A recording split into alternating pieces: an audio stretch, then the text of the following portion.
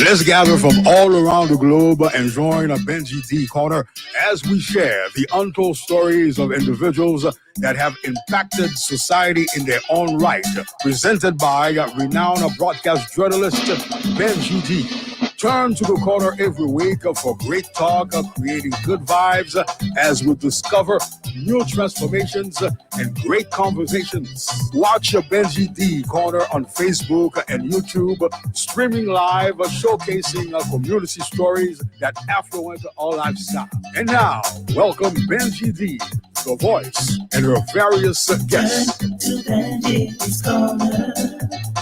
Turn to BenjyDe's corner. Turn to BenjyDe's corner. Let's gather from all around the globe and join a BenjyDe corner as we share the untold stories of individuals that have impacted society in their own right. Presented by renowned broadcast journalist BenjyDe. Turn to the corner every week for great talk, creating good vibes as we discover new transformations and great conversations. Watch your BenjyDe corner on Facebook and YouTube, streaming live, showcasing community stories that affluence our lifestyle. And now, welcome BenjyDe, the voice, and her various guests. Turn to BenjyDe's corner. Turn to BenjyDe's corner. Good evening, good evening, good evening, good evening, everyone. You are turning on to my corner. Welcome, welcome, welcome, everyone. It is great to be here as always. I want to thank each and every one of you for tuning in and sharing our platform so we could have a great show for you. This is your girl, BenjyDe. As usual, we come every week and we bring you great stories, great topic, and wonderful guest that we showcase their story. First, we want to say thank you to each and every one of you every single week who's viewing several of the episodes that we have done so far.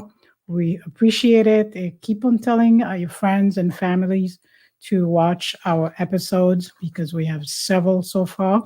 And tonight is our 7th episode that we will be presenting for you. And we have a great guest for you tonight. And we want to thank our supporters. Tonight's show has been made possible by JD Technical Institute, bookkeeping and accounting classes, and JD and Associate Tax, Personal tax and business tax. You could call Mr. D, 561-376-0220, almost 20 years of experience if you have a business, if you have a personal tax, and someone who can really take care of all your services. JD and Associate with Mr. D, and it's 561-376-0220. Lobby and Associate for your workers' comp cases and your disability cases. It's 1-877 817-4127. Anywhere you are throughout Florida, it's 1-877-817-4127 for you to get the best lemonade with the Creole twist with some lime and all natural and organic. Beanie's Lemonade in several stores throughout the Palm Beach County. You could pre-order your Beanie's Lemonade if you're having a party or an event. You'd like a vendor. Beanies can participate. It's 561-788-9168. Crystal Event Hall, if you'd like to have a birthday party, a graduation, funeral reception. Crystal Event Hall, it's a local event hall where you can decide however you want the place, the venue decorated, and they will cater it according to your desires. It's 561-577-7097, 577-7097. I strongly recommend my great coach, Coach Andy, for your online personal training. You want to get in best shape and perfect health and lose weight the natural way. Kiss Fitness Gym, you could go on his IG, the Andy Show, and also you could go on Facebook, Andy Hilaire, and you could send him a DM and you are interested in getting in your best shape for this year, especially, and for many years to come. We are glad. We're always happy to be with you. We're always happy to share this time with you on the corner, around the corner. We want to say special shout out to our young friends, Jalisha, and also Jordan and Diel. We want to say hello to those little ones who usually tune in the next day after school to watch BenjyDe Corner. It's your girl, BenjyDe. I'm always pleased to be with you. Last week, we had a great show, our great guest, Professor Jean-Aidy Saint-Paul. It was nice to discover much more about the professor with all the smile and all the great story about his childhood and so much he has accomplished. And we had Philippe Augustin, who really was on point about the Black experience and how the state of Black in America. It was really a great show. And I see that many of you are still tuning in and watching and following. And tonight we have some statistics for you. I want to thank Phil for doing some research and also my little girl who went and checked some of the information for me. I want to thank little Sydney. And tonight's guest is going to be Amorette Lormil. She goes by Epiphany. It's an artist of spoken word, a great, wonderful young lady. She has one of the perfect story of transformation. Epiphany, she brightens everywhere that she goes. She makes her mark with her poetry. She writes about love, life, and the Black experience. You're going to really enjoy listening to her. She turned her sorrows of depression and diving into her writing to really share some of her best experiences that she's had. And tonight, she will really enlighten you and give you a better idea. And I'm telling you, her poetry, her spoken words is so vivid and it's so vibrant that will really keep you with some good vibes tonight on the BenjyDe Corner. And that's what we bring for you, the good vibe on the BenjyDe Corner. I want to say special shout out also to Cynthia Lubin-Nicola, our mental health therapist, and also her hubby Josue, and Sabine Saint-Fleur and Jacques Saint-Fleur, and also June. Good evening to you. And I must say this week was a special week because the famous tennis player, young Naomi Osaka, Haitian-Japanese, she won her fourth Grand Slam. Congratulations to her. This is really great. We are very happy. We are glad. We're on the spotlight as well as Haitian. As Blacks, we are glad because we know her father is Haitian. So we see all the Haitians are applauding. But one message I'd like to say to everyone, I really like when I see that my fellow Haitian American, they pretty much happy when someone reached the spotlight. But I also would like to encourage, let's just also give them the props as they are growing, as they are making progress, until eventually they reach the mainstream spotlight and we are claiming them as our own.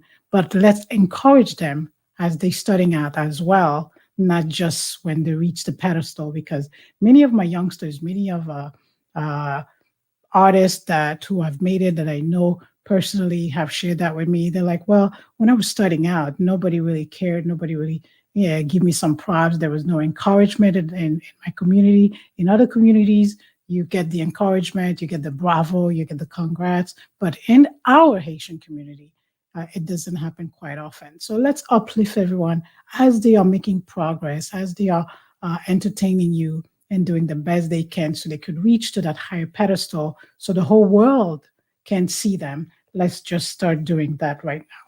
What I must say for you tonight, I have some great word for you tonight.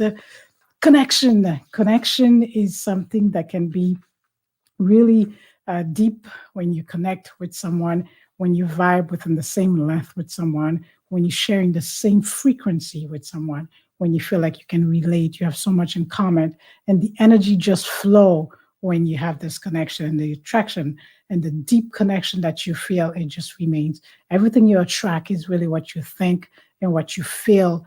It has a lot to do with what you kind of transpire out there that pull someone toward you. Someone say, oh my God, why I get someone who's like needy. There's something about you that's attracting that kind of energy. Or you get people that are around you that are more uplifted, or they encourage you, they motivate you.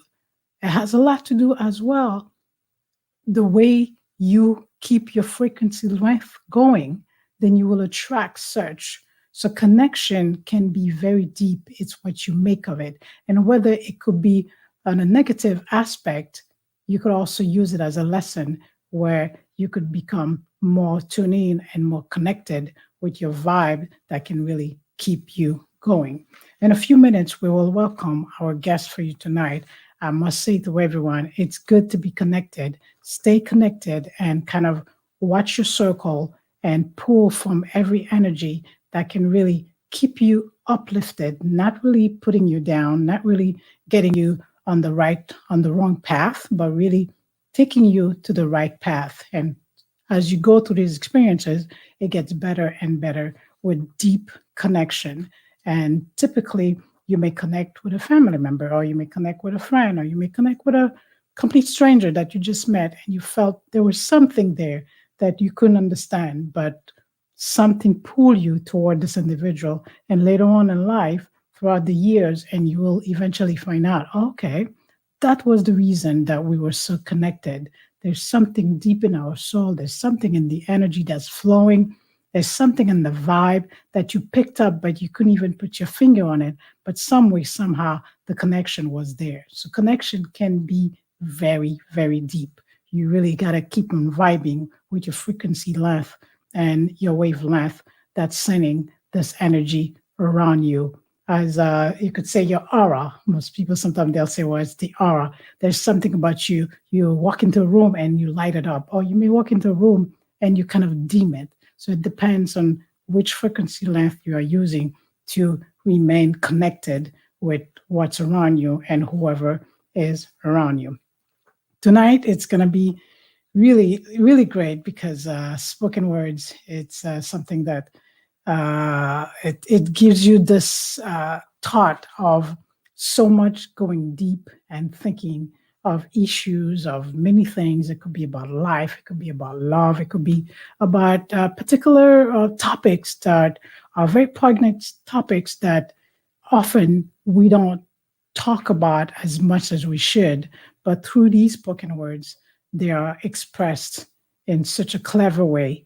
And my guest tonight is going to be doing just that for you this evening. And I tell you, you're really going to enjoy it. She should be joining me very soon. She should be joining around the corner with BenjyDe.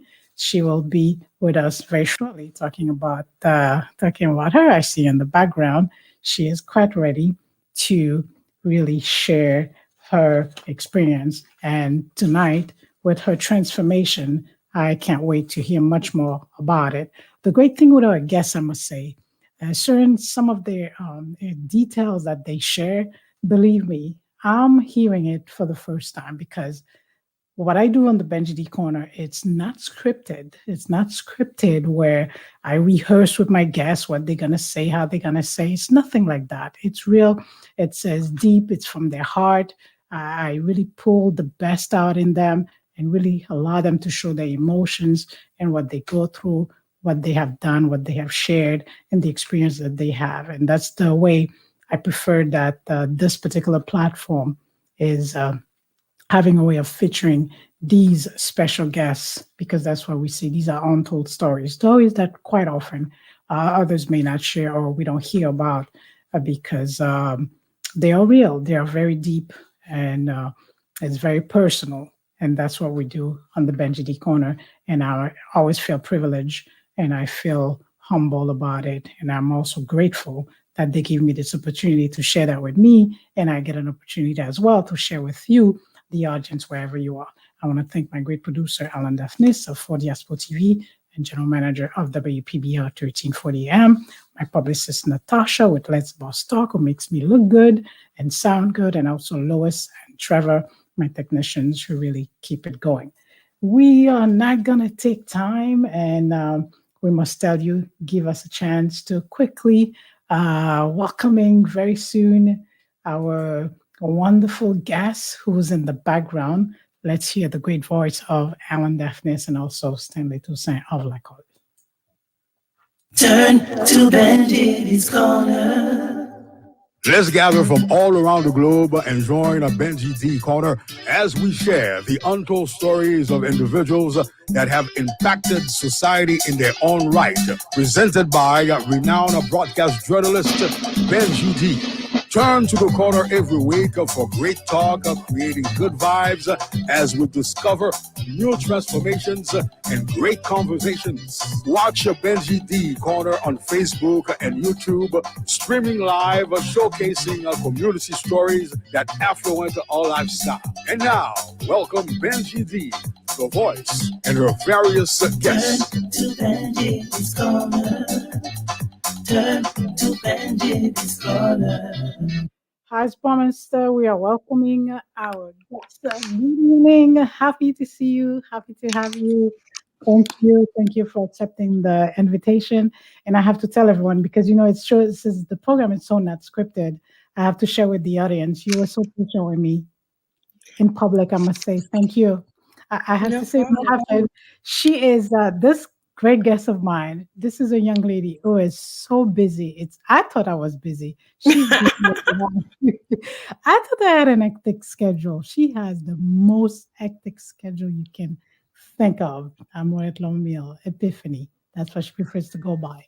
It took weeks. I have to tell the story because we hit the story. So I have to put myself on the spot first, because you were so kind and so patient with me. 3 times we connected. She gave me, and I said, when can I talk to you? She told me, okay, Monday. And on Monday, the time passed. I couldn't call it. Next time again, the following few days, she said, I'm going to be off. I'll have time. I missed it again. I fell asleep. Then actually the 3rd time, I wrote to her. I said, oh my God, this is so not like me. I'm not like that. I'm so punctual. I'm so thorough. I never miss any appointment. I got busy with my daughter and so forth. Please forgive me. Would you accept my apology and still allow me to book you?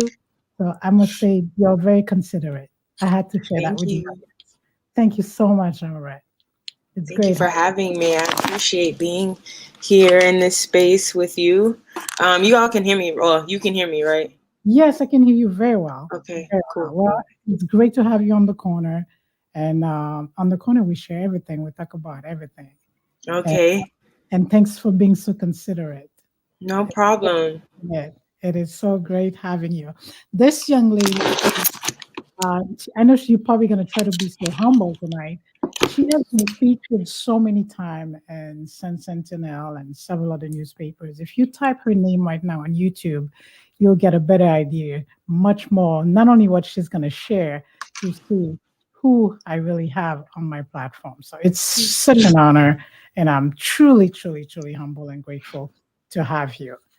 Amorette Lormil. I know at some point you're going to share some of your spoken words because you touch on some very poignant topics, and especially we are celebrating Black History Month, and you write a lot about the Black experience.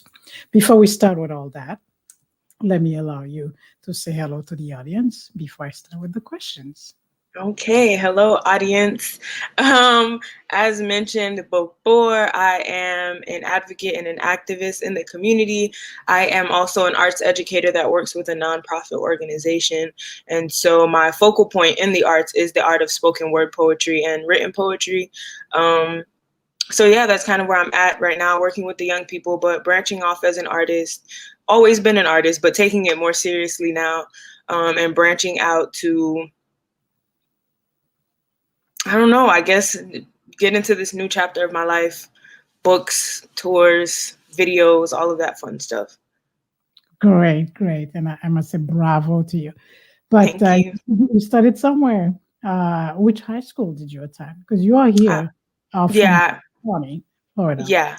I attended Dillard High School. I was in the performing arts program, so I would normally say I attended Dillard Center for the Performing Arts. I did 4 years of vocal training with an educator in that space named Sophia Bahari. So what was it like for you being in the high school and being Haitian American and having this experience? So before I went to Dillard, I attended Lions Creek Middle School, which was a predominantly white middle school. So I actually experienced culture shock because that was the most I'd ever been around Black people in a school setting. And so I was very isolated, very to myself. I felt like an outcast. I listened to rock music. I dressed funny. I was into writing and stuff like that. And I felt like I didn't know where to be. Everyone was so outspoken, and they had all come from a middle school that did performing arts. So they were used to like introducing themselves and just, you know, being outspoken. And I felt not only isolated because I like just was new to the environment as a whole, but also because I was it was like culture shock. Yeah, there was a lot of that. But you get into the performing arts, you were not more like an introvert because you had to be very outspoken yourself. I was still an introvert. I like, even when I went for my audition, my educator said, "You have such a beautiful voice." And then she goes, "I would have never guessed that," because like I went in, I stood behind the piano. I'm short, so I was trying to like hide behind the piano and sing very soft, very low. And even in her class, like it wasn't until she pushed me to like sing certain things. She was like, "Oh, you can actually sing," and then would like put me in different parts and move me up and have me, you know, do solos and stuff. But for the most part, I was still very, very introverted into myself. Did you face any type of discrimination? The fact that there were so many white students in the school? In middle school, yeah, but because I was also like a bigger girl, I don't know, when you're in the midst of a lot of white people, as a Black person, you're automatically deemed aggressive or tough or whatever. So I was kind of left alone, even though I was looked at differently. When I went to Dillard, I actually realized that I wasn't that big. Like, Black people just are shapely, right? I realized that the type of music that I liked wasn't uncommon as uncommon as I thought it was. The discrimination that I may have faced the most was being Haitian, but I really experienced that more so in my freshman year as opposed to like the rest of my high school journey. I remember my freshman year, I walked into a bathroom and this girl who'd been talking to me all year was talking to her other friends, and she was just dogging Haitians, just all types of like, they stink, you know how they are. And I was just like, what? And so then she found out I was Haitian and she was just completely shocked. And I was just like, you have to watch like how you interact with people and how you judge people. Like, you had no idea I was Haitian and you loved me. So are Haitians this like monolith and this one version of a type of person that you interacted with? Or can they be afforded the benefit of the doubt and be multifaceted and be different and look different and speak differently? So yeah. So, like the great Martin Luther King said, it's mostly let's focus much more on the content of somebody's character instead of Absolutely profiling and assume that this person is a Haitian person, Haitian American, and they are a certain way, or you know, not as educated, and they're not right in different field like yourself. Like they would say, okay, she's not Haitian because she does spoken word artistry, right because of the way you sound, right. The professors, besides just the other students, did you have any kind of different behavior with the different teachers? Nope, that was the most I'd ever had like Black educators. I think I probably had 2 white teachers in my entire like 4 years there. Everybody else was Black. And I think what I loved the most was like, my math teacher was always Haitian. Like, it was always a Haitian man that was my math teacher. And I just knew it was funny because like Haitians always pride themselves in like, and it's like they taught the most like logical subject at the school. And I thought that was like hilarious. Now, I must say they're really good for that. Unlike myself, was not so good in math, but majority. Me either. Me either. Well, they often say those of us that are mostly into artistry are not so good with this type of logical thinking of math. So that's pretty cool. But more power to those math teachers. And I do know some of them that are teaching in the high school or even in college. They are really brilliant of logic. So that made you feel comfortable because of those math teachers. Yeah, they made me feel comfortable. My other educators made me feel comfortable. when you're in a predominantly white middle school, you're always treated differently, and you don't realize that you're treated differently until you go to a predominantly Black school and you look at the care that they take and the attention that they pay to you, and how they choose to take the time not only to teach you math, science, and English, but also like life lessons. I remember there would be times where my geometry teacher would stop in the middle of class and be like, let me teach you something. This is a teachable moment. And he would teach us about life. He would always say, like, a wise man or a wise person learns from somebody else's mistakes, when we would repeat behavior that we just saw somebody get in trouble for. And these are things that you like carry with you. Or my creative writing teacher in 10th grade was the reason that I ended up in the position that I'm in now, because she read my poetry in her class and she said, you know what, there's a competition happening tomorrow that I want you to participate in. And I was like, tomorrow? And then I went, and I didn't win the competition, but it put me in connection to the people who were doing what I was doing. So I ended up in poetry club. Then I ended up competing in this competition for the county, and then that competition turned into me hosting in that same space a teen open mic, and that's how I ended up in that Sun Sentinel newspaper that you saw. And so it's just like everything is a domino effect, but somebody had to believe in me, and it just so happens that my Black educators were the ones who believed in me. You write in your description that you got into writing because you had some serious depression cycle that you went through. When I was younger, my parents went through a divorce, and I felt very isolated because me and my dad are like, that's my best friend. And so at that point, I felt very isolated. And when I was younger, they would always say, oh, you don't really understand what's happening right now. When you get older, you'll understand. When you get older, you'll understand. And then when I got to middle school, it just hit me like a ton of bricks, like, oh, this really happened in my life. This was a traumatic event that I didn't consider traumatic, especially because when you're Black, and even more so when you're West Indian, we don't get to talk about our mental health. So it's just like you tough it out and you get over it, and it builds character and you move forward. But in my experience, like, I have to talk about these things. And so I got to a point where I was in the car with my brother. My brother actually is the reason I write. I was in the car with my brother, and I said, like, I would just cry and like not understand how to explain what I'm feeling. And he was like, you should just write. He was the first person to read my raps. He was the first person to read my poems. He was like, you should just write. And I've been writing ever since. But honestly, he's the writer. He doesn't share his stuff, but he's the reason that I write. And it saved my life, honestly, because I just was spiraling. I could not understand what was happening to my life because I didn't understand the domino effect of things like that, right? When the divorce happens, you think it's just a divorce, but you don't realize now there are socioeconomic issues, there are emotional issues. It's like things you didn't realize affected you. Why aren't my shoes as cool as their shoes? Why do they have all this money? Why do they get to do these things? And like dealing with that. So the divorce of your parents, did it affect you right away or a few years later? How did it impact you?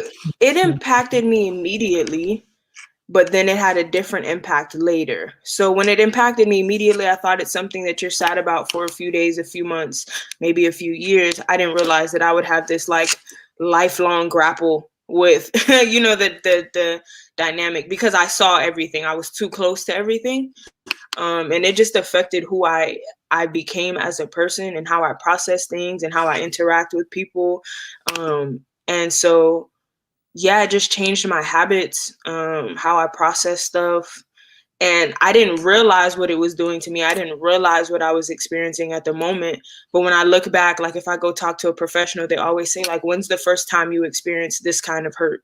When is the first time you feel like you experienced betrayal? When is the first, you know what I mean? And it's like all of it's coming back to me at 6 years old, me at 7 years old, seeing these things and realizing like, oh, that was a big deal. And me not even, like, adults can't even survive things like that. So like, how did, as a kid, how was it to like live through that? Besides your writing, what else helps you cope with this loss of your parents being separated and divorced? Music was like my go-to. Music is still my baby and my safe space. So like when I talk about singing, I don't like to sing in public. I don't like to go out and sing because that's where that's like my meditation. And when you meditate, you don't share that with people. You do that with yourself. And so like I went to school for audio engineering because I'm just absolutely in love with sound. I love every type of music. My favorite was country for a very long time, which is why I said like when I go to a predominantly Black high school, everybody's like country, rock. But like these are the songs, these are the type of music. This was the type of music that I was listening to. So music was a huge factor in my life. And I think music was important to me because that's how I bonded with my family. There was always music in the house. My dad was always playing something. My mom was always playing Celine Dion or Frédéric François, and my dad would play like African music and stuff like that. So I was always exposed to music. So that was like my other thing. One of the pieces that you write, it's about falling out of love. Did it have anything to do with your parents being divorced? Which piece are we talking about? It says that falling. I saw the title. I took it from your brother's page, actually. It was From my brother's page? Yes. What? Hey, I had to dig, you know. I had to I dig. don't know. I don't know if this was like a poem or something that I put in my notes on Facebook. It was falling. I had the video. It was falling. It was a different title. It talks about falling out of love. Where is it? Was I sitting and I had headphones? Yes. Okay. So no, that wasn't stemming from that. That was stemming from like a recent experience. But the that part is like just addressing just toxic relationships. But I like to speak to that, not realizing that me not being able to see a healthy relationship as a child has definitely affected my relationships as an adult. I don't know what it's supposed to look like. This was the title. What happens when we fall out of love? Yeah, that. So the poem is Calliope, but which is a muse of like literature and poetry, and like the person who wrote the poem is essentially the person I wrote the poem about is essentially my muse, and it's just like he did everything right. The courting me, we didn't take it any further than courting, spending time actually getting to know me and all of that stuff. And the entire time I'm sitting there like waiting for it to go bad, waiting for something to go wrong, waiting for him to be the bad guy. And then the moment he messed up, I was like, this is what I was waiting for. I was right. I knew it. People are terrible. Relationships don't work. And like, that's what the poem was about. When in reality, like I should have just enjoyed what was happening. Right. And to a degree I did, but I should have just enjoyed what was happening. But I was just waiting for it. Yeah. I was just waiting for it to go bad. And then when it went bad, I was like, this is what I've been waiting for. This is the material that I needed. So throughout your poetry, your writing, and then different experience, at some point, have you healed from this divorce of your parents? Absolutely. And that's more recent, because I was before everything that I'm speaking about recently, when I was younger, I want to say 18, 19, I was in a very abusive situationship, and it wasn't physically abusive, but it was definitely emotionally and verbally abusive. And I came to this realization that like, this is showing up in my life. Before then, I hadn't really been in anything serious, so I couldn't tell. I didn't know. And then I was like, oh, this is going to be an issue. And so I've done my work and I've just accepted it, right? The older I get, and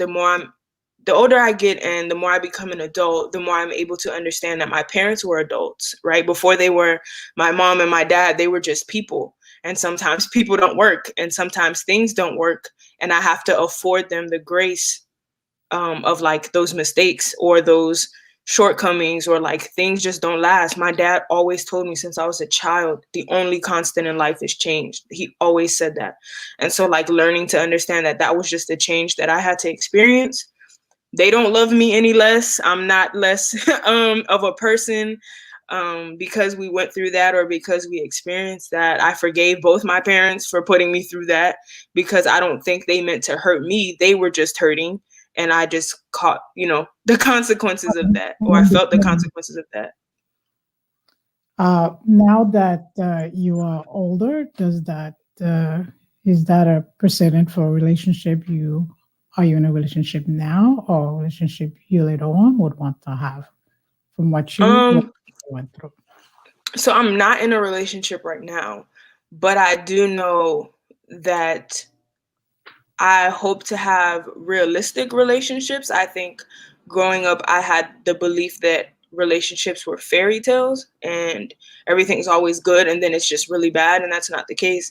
There are good days, there are bad days, and you just kind of maintain. So I hope that I have a healthy relationship in the future. And if I do get the opportunity to have children, or if I'm blessed with children, that I can kind of mirror what it is to be like a healthy adult in a healthy relationship, and like how to cope with things the right way. And yeah. How old are you, Amorette? 24. You're talking as if you're like, I'd say what, early 40s or something? It's because my parents are older. I promise you, it is because my parents are older. Everybody always says I have this old soul. And I'm like, my parents had me when they were 40. Like, you have to understand that's when you're settled. That's when you've experienced things in life. I was big. You. Yeah. So everything. The little 24-year-old, the young. Right. Yeah. Right. And I listen. One of my mentors, I don't know if anybody watches the show Power, but if they watch the show Power, there's a character named Ghost. And Ghost is my mentor. And he always said, like, you're so big-eared. Like, he always said that because every time somebody's talking, I'm just listening. Every time. I've been like that since I was a kid. Old, young, I'm listening. And then I'm paying attention and I take it back and I'm like, what does that mean? And I sit on it and I sit with it. And then that's how you get poems. Like, that's it. That's just me listening and coming back with what I learned. All right. So we hear about all these different experiences with your parents and the divorce and then the love life and everything and so forth. Well, now what motivates you? What gets you so deep into writing about the Black experience? What is it to you? So I've come to realize, I wrote a mission statement, I want to say sometime last year. So I started working in these juvenile detention centers 2 years ago. And I would go in and teach these young boys how to write poems and express themselves and share their story. And at that point, I realized that, like, this is my place. What I've been looking for, what I've been looking to do is to help Black people and specifically Black children express themselves and tell their stories. Because if you don't tell your story, somebody else will tell your story. And why not give them the tools and the platform to kind of like share what they experience, right? Everybody's always telling us, like, this is what the kids are thinking. This is what the kids are doing. When's the last time you talked to the kids? When's the last time you asked the kids what they have going on or what they're experiencing? And that's my motivation, is to make sure that I'm showing up for Black youth. And that means like being the best version of myself. And so that kind of propels me to be the best I can be in every avenue, whether that be being the most educated, being the most knowledgeable, being the most compassionate in the space at all times. That kind of motivates me. And then on a more personal level, my niece is like my heart. And honestly, like, when I want to give up and I just do not want to do anything at all, I pull up a picture of my niece and I was like, she's going to need somebody who looks like her to show her that you can do this in a healthy way, in a different way.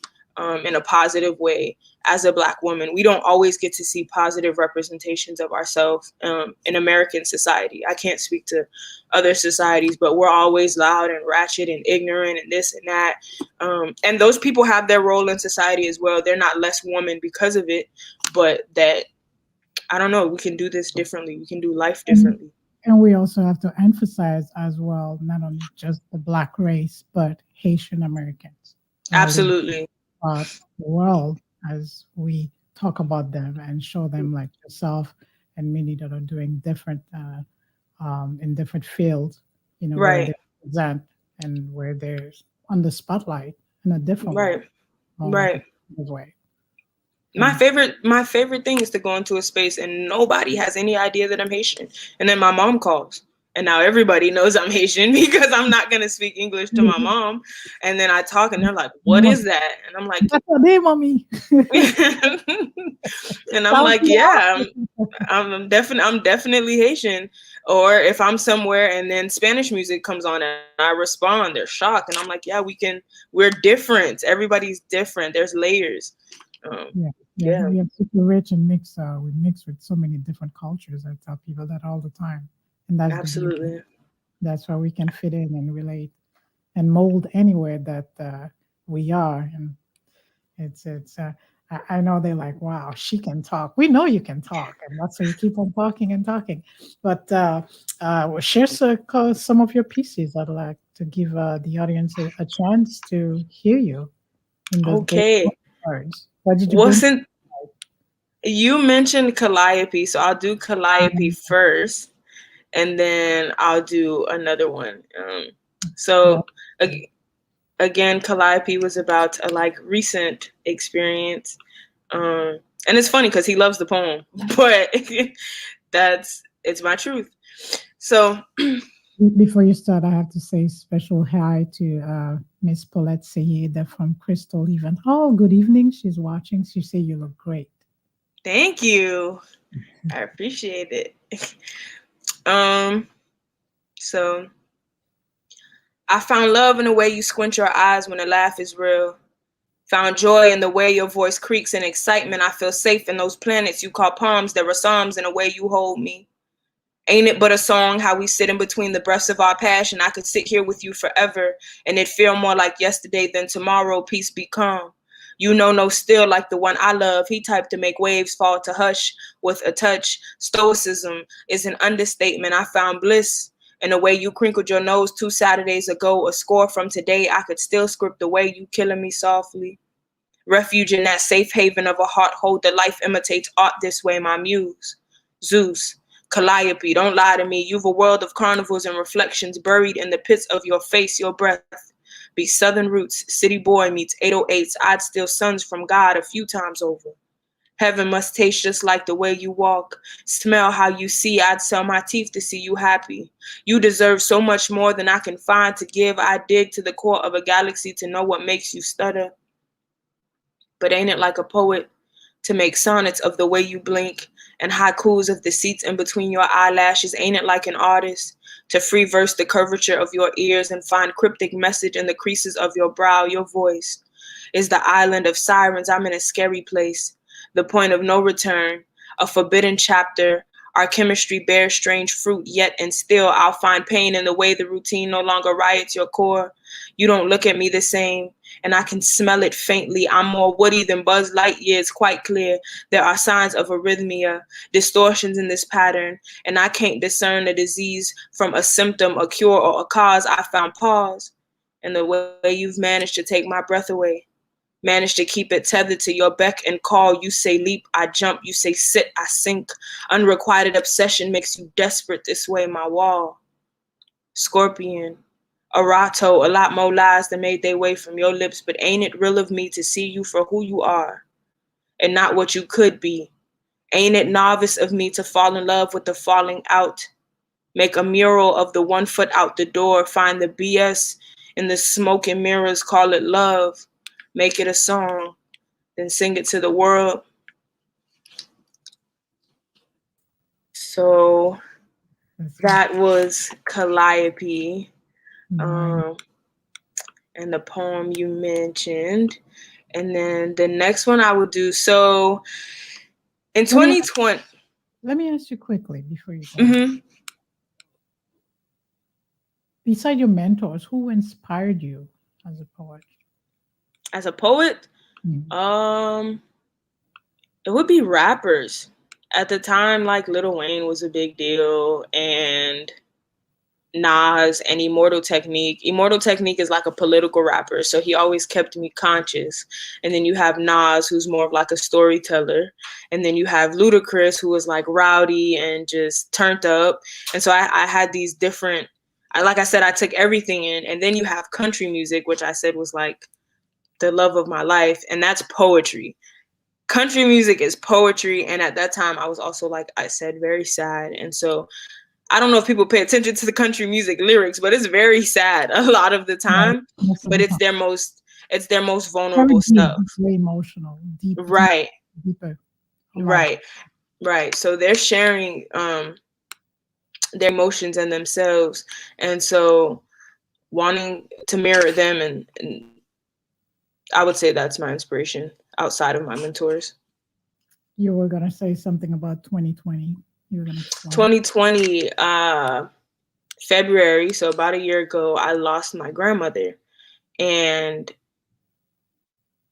I didn't realize I didn't know it was gonna hit me the way it hit me. It hit me bad. Like I just did not expect it. I cried for days. I could not get out of bed. I could not do anything. And I was so shocked because that wasn't the grandmother that I was really, really close to. But I did love her. Like I lived with her for a portion of my life. I used to run her bath water and make oatmeal for her in the morning. Like I had those experiences with her, but she's not the grandmother that, raises you and is in the house with you and teaches you things. That's my dad's mom. So my mom's mom passed away, and I ended up going to Haiti, and at that time there was like civil unrest and all of that, and this was right before we locked down for Corona. So I go and I just realized like I have so much about myself I need to learn and figure out as a woman. And when everybody's talking about Madame Blanc, because that's my grandma, everybody's talking about Madame Blanc. Madame Blanc is this. Madame Blanc did that. Madame Blanc took care of the neighborhood. Sou pat gen kob, Madame Blanc tap bao kob. Sou vle manger, Madame Blanc bao pen. Like all of this stuff. And I'm like, I want to be half the woman my grandmother was to these people. But then I realized I am, in the sense that I am her baby on foreign soil. I get to tell Madame Blanc's story. I get to be an extension of who she is and the island and my family and our legacy. And so this next poem is called Olivia's Wildest Dream, because we called her Madame Blanc, but her name's Olivia Fonfon. So this is her poem. I am the poplar tree's worst nightmare, a dream so afraid to die she bleeds to bloom again. As palm trees shading a southern sky, a Florida I-95 canopy, a boundless child, making the most of what the turnpike has to offer, a babe, spending her first mango season in competition with her father's yearning for settlement, a prized cicatrice, a trophy for the farthest beanbag throw, lassoing a language or three where the heart has found legs but no rest, a runner, sprinting backwards, a mulatto baby, a gumel, a mix of everything, always dancing, learning, laughing, then waiting for life to catch up with my heartbeat, of fanfare and coffee before sunrise, summoned by roosters and the working class and the school children who dare to learn, a shower from a bucket or 10, a humbled beginning, a wives' tale, a rumor to be made true, a wish, a flame with an insatiable appetite. I am my grandmother's wildest dream. I am roots where seashores boil above an equator. Giseries, Gico au sol, fritaille and my moulin. I am lobsters and prestige, seashells and sirens. I am the island beneath the sea, a mountainous place barely above water, surfacing only to remind people she lives and she helps live. So that is my grandmother's poem. You took me to Haiti there for a moment. I'm pretty sure my viewers on Haiti are like, wow, thank you. Because you're talking about the juiceries and good stuff. I thought you were even going to add shum. Yeah, no, I was like, dang, my grandmother couldn't have imagined like that. Not only am I on American soil, but like people know me. I'm not just going to work and working to live. I'm working to share our story and share our narrative and make a name for ourselves. I know you travel in different places and different spot that you go and to do your spoken words. What's the reaction like when they hear you? I'm embraced everywhere. I think the only place that I didn't get a chance to perform was LA. I went there to host, but in Chicago, they have the same response to me. In Georgia, they have the same response to me. In Ohio, I got to work on a poem for Jason Taylor. He's a Hall of Fame football player. Me and Omari Hardwick and another gentleman, I believe Seth Levitt, and I think Marnino might as well. It was a group of us. Let me do a little show off. You're on the BenjyDe corner. This is a powerful young lady here. Hmm. I just have to do that a little bit. Absolutely. And I, in spaces like this, right? And so I leave here and I've been in this space and I feel flattered. Like you make me feel like I'm a big deal. And it's like, Madame Blanc didn't think of that, right? It's live à l'école, al travail, and survive, and not like you. This is the thing. Throughout the years, any time that I get to sit with any young person who's doing Mhm. marvelous things, to me, they are a big deal. Yeah. They are a big deal. And that's what I like to do. This is something that I enjoy doing throughout the years. It's a great thing for me because when you took time and you went through all these ordeal and you make of yourself this wonderful young lady, so mature and you represent, you go somewhere and eventually they checked and double checked. It's like, whoa, she's Haitian American. Hmm. You make us all look good. Yeah. Yeah. Well, of course, it's a big deal. Yeah. And that's why we create that type of platform because we can't keep on showing off where we show ourselves just a different image where it's about the scandal, it's about the cheap talk, it's about the bullying. It can't just be about that. You Right. know, it's not just when Yeah. you go to Chicago, you go to Georgia, you go to the LA, you go to all these different places, and you go on those different positive platform where you showcase differently, and yet uh, your own kind. You don't have a setting. Yes, you need Yeah. to have a setting where you are a big deal to me and the audience watching Yeah. it, right? And many more who's going to be sharing this piece so they could really discover this young lady. And I encourage Yeah. everyone. She's really a powerhouse. Yeah. Just put the name on YouTube and you'll Yeah. understand. Yeah. Everyone who gets on this platform, they are being really affluent in different society. And unfortunately, there are many Haitian American who are not even aware of many of you, and they Yeah. need to know. And the great Yeah. work, especially when you inspire many other young individuals and our own kind, our own Haitian like ourselves, they need to know. They need to be aware. Yeah. They need to see someone like you where they can relate. They can identify, wow, this is really Yeah. great. The work has been done. So Yeah. yes, I'm proud of you. Thank you. I appreciate that.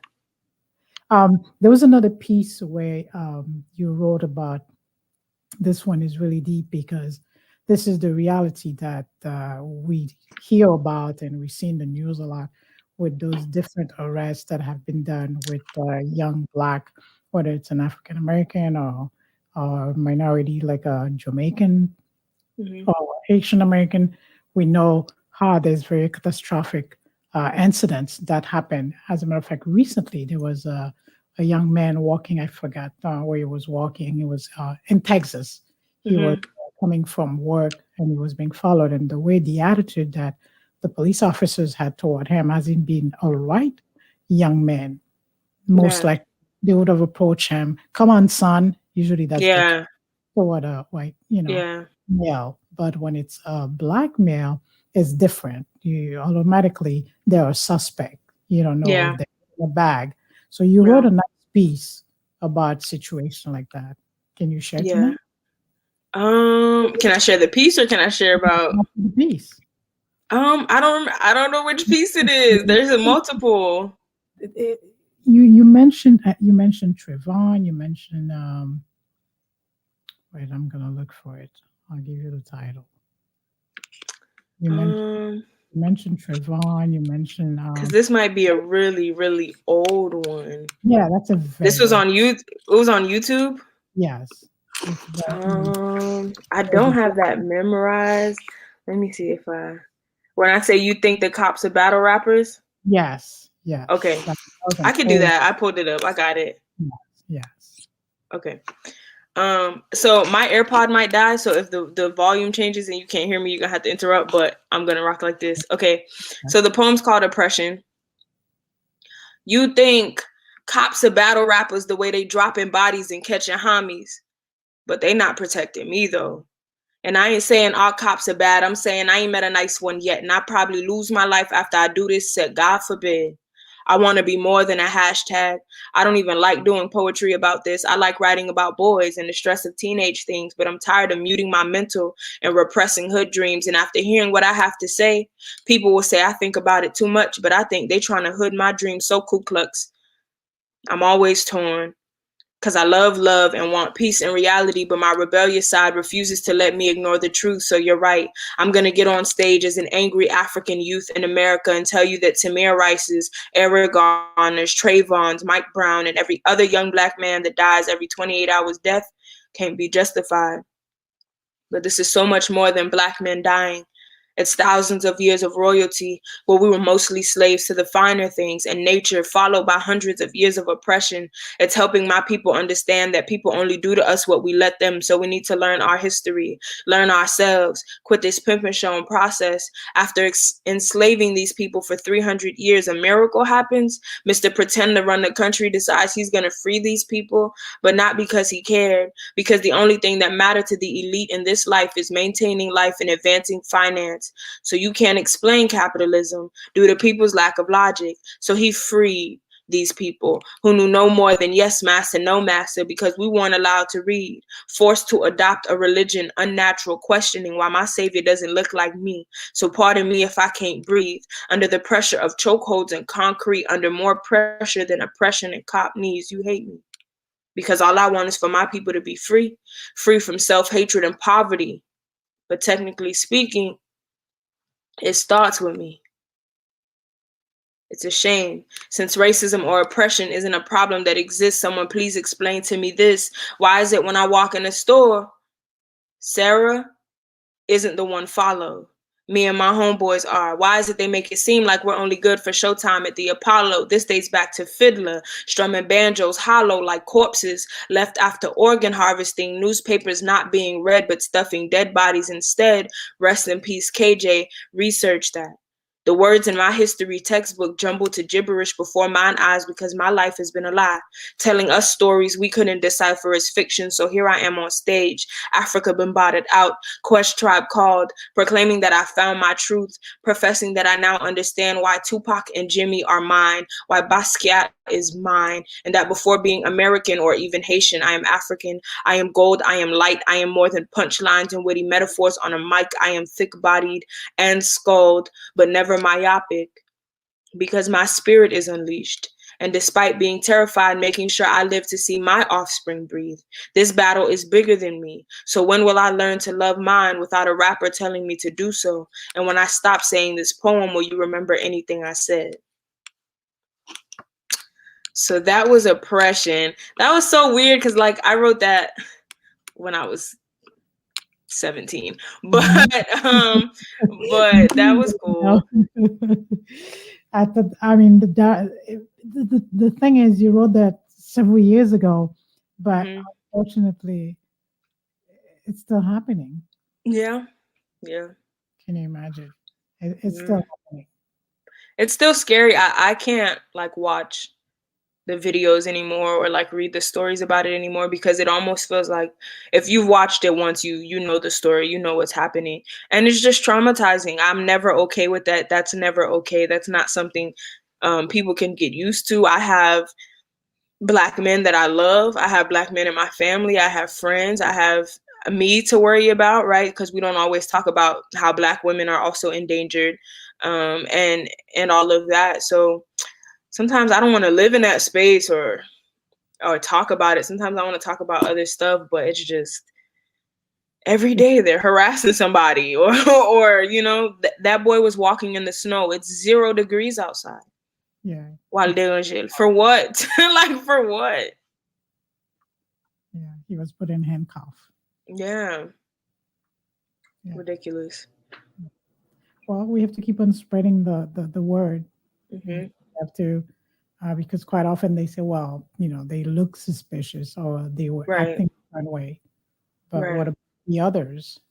They don't have to look a certain way because they just get to be more privileged because they look different.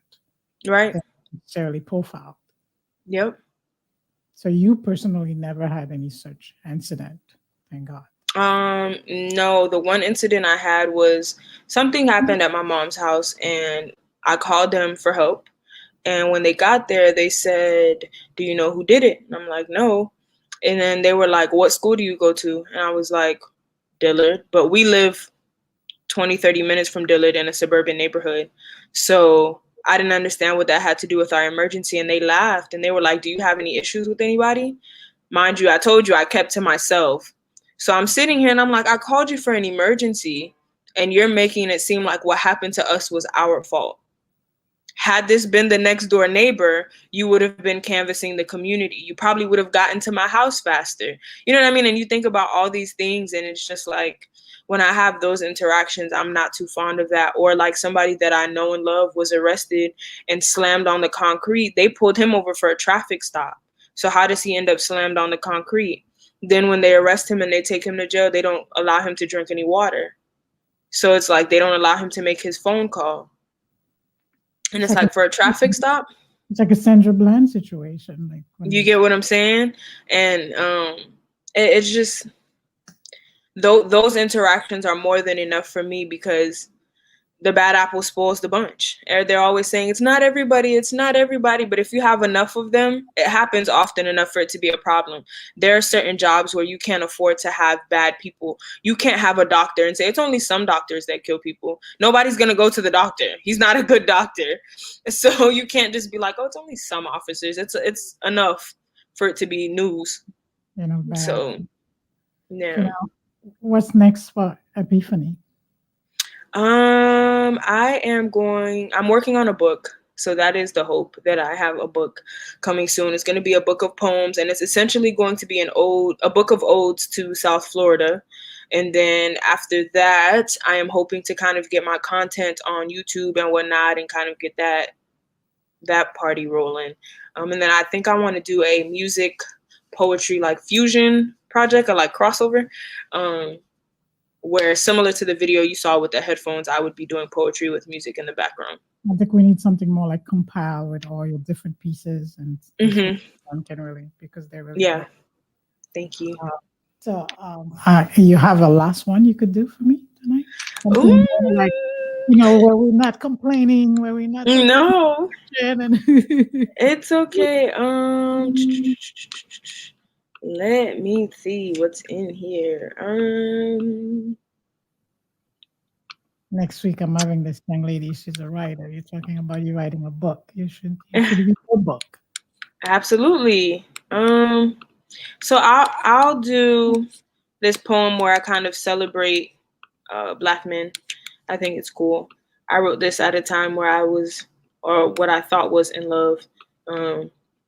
I still mean everything that's said in here, but that's where it was coming from.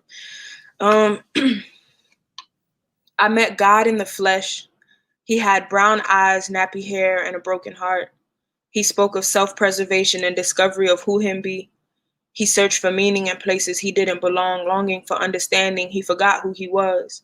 He knew not the king I spoke of as I described him to himself. His reflection was all types of unfamiliar. Starshine knew. Starboy, you must not have ever been told your truth. You Messiah. Negus on new days. Maybe you think because you're running low on melanin, you not Nubian enough. Don't be new slave. Please avoid that wave. You bright in the night. I met God in the flesh, and when he jokingly calls himself king, he's oblivious to the fact that that's really what I see. Or maybe love has tainted me. Maybe I crown him prematurely in hopes that he grows sturdy like an oak tree over time, premeditated in rhymes that you Black man know you're God of some sort, a God of some kind, in breathing flesh, granite or wood pine box you legend. And whatever the timeline of conversation, no hesitation, dark as the deepest seas, power run infinitely, you Black man strong.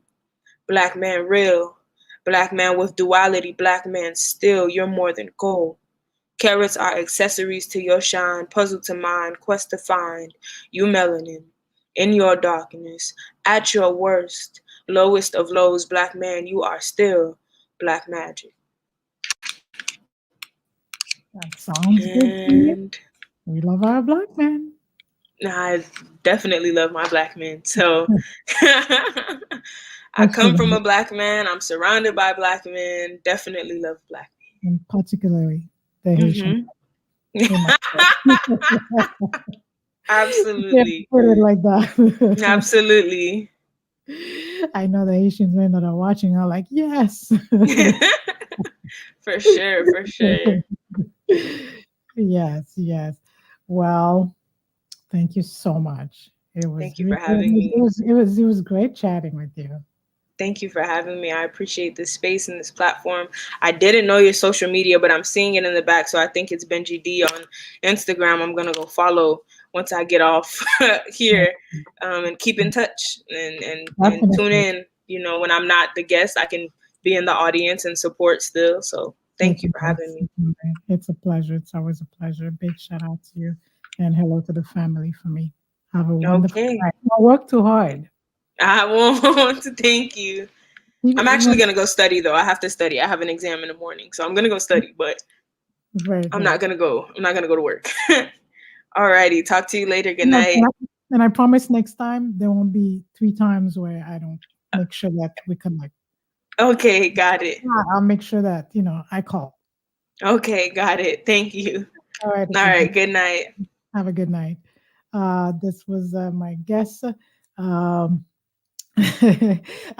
Lormil. She goes by Epiphany, artist of spoken words, arts educator, and also audio engineer. A wonderful young lady, and she's 24 years old. This is really great. She's been traveling throughout the U.S. to recite all her poem. She plans to write a book, talking about a book. I'm inviting you March 6th to go to the book signing of author and speaker, 22 years old. This was a special week. She just celebrated her 22nd birthday. J.J. Janot, author of The Other Side of Pain. She will be with us next week. She has the book signing and a couple of days after on March 6th at the Truth Lounge. This event will be hosted by none other than City Commissioner Christina Romalist. The book is already out. You can pre-order. You can not pre-order. You can go ahead and order the book. You could get your e-copy or the hard copy of the book. Just go on her Instagram page, JJ_Janot, JEANNOTT. I start reading the book. She talks about her experience growing up in Haiti as a little kid and dealing with the earthquake that she went to, losing her best friend. It's truly a great book to read, and she has such passion for Haiti. Before immigrated here, she's so deep into the culture, and it's going to be great to hear her speak about her book. And my guest as well is going to be Sierra Horton, the creator and editor-in-chief of She's E magazine and E magazine, that's electronic magazine online. This editor-in-chief, Black woman, who features several women of color and men of color in their endeavor, what they do in a positive limelight to showcase them. It's going to be great hearing from her. She gathered everyone together. That's my guest for next week on the BenjyDe Corner. It's going to be really, really fantastic for you coming up next week, and there's much more. We've been celebrating Black History Month and also celebration of love. Tonight, we were supposed to have this special couple. Unfortunately, they were one of them. The hubby was not feeling well and we could not have them. But in the months to come, we will definitely bring them on the corner, around the corner with you so you could hear those stories. On the BenjyDe Corner, those are untold stories that we get to share with you. And we want to thank our supporters, JD and Associate. For your tax personal business, you want an accountant who's fully experienced, about 20 years of experience, where you could count if there's any issues with your tax or IRS, you get audited, you can always get the answers. You can call 561-376-0220. You have a party, you'd like to host a party for your graduation, for celebration, baptism, and also any special conferences you want to have, funeral reception, Crystal Event Hall, 561-577-7097. You could make your reservation. Lobby Masnikoff and Associate, 1-877-817-4127. To order your Beanie's Lemonade, it's 561-788-9168. OMJ Babies, if you'd like to order some beautiful baby clothes, you could go on the site, OMJ Babies on IG, and you want a personal trainer, a great coach that can really keep you motivated and keep you in shape and help you lose weight, Coach Andy of Kids Fitness Center.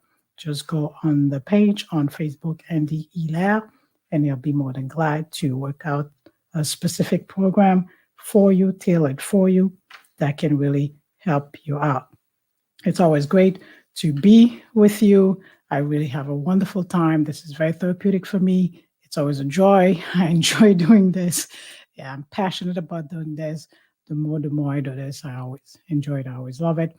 And I'm really grateful for you always watching. Just keep on sharing our program. Tell others.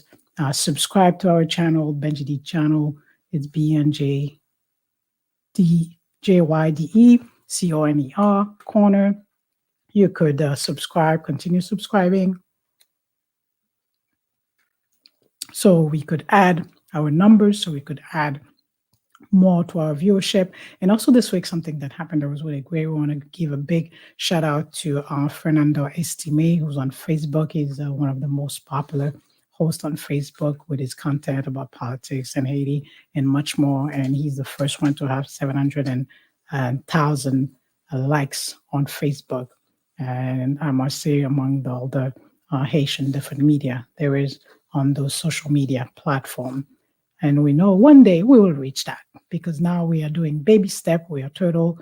We do get there eventually. But with your help, with your support, the best support you can give us is really a share and a like and telling others that we host this program for you.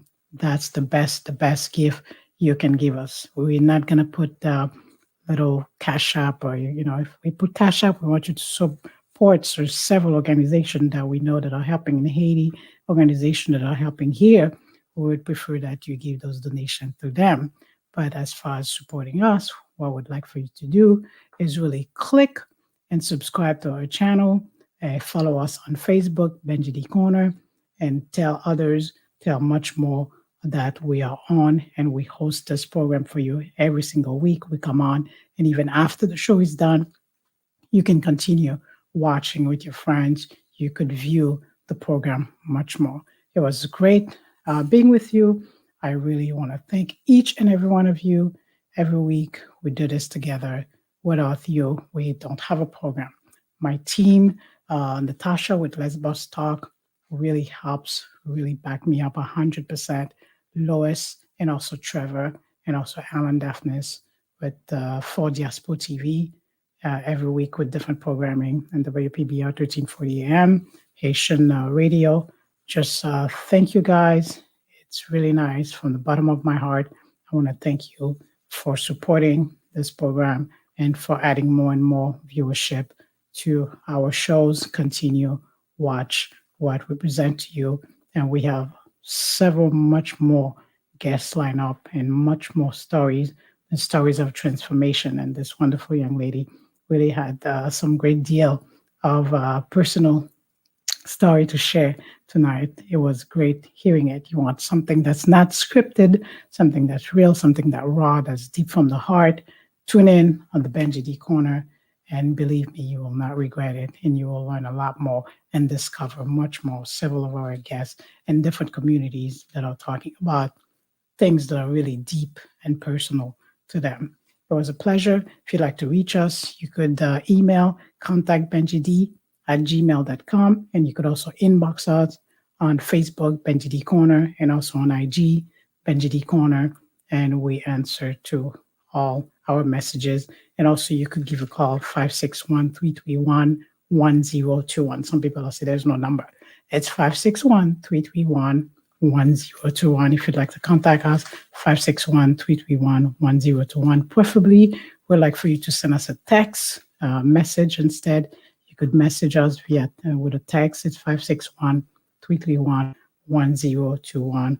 We'll be glad to respond to your message and figure out what we can do with each other, what we can discuss together. BenjyDe Corner, every single week we bring this program to you, and thank you. Thank you, everyone. It was a pleasure being with you. Until next time, BenjyDe Corner. I always like to end with this great voice of my producer, Alan Daphnis. So long, everyone. Have a wonderful night, and thank you to my little girl who gives me great support and help me to do all the setup every time that I come on. So long, everyone. Have a wonderful night. Turn to BenjyDe's Corner. Let's gather from all around the globe and join a BenjyDe Corner as we share the untold stories of individuals that have impacted society in their own right. Presented by renowned broadcast journalist BenjyDe.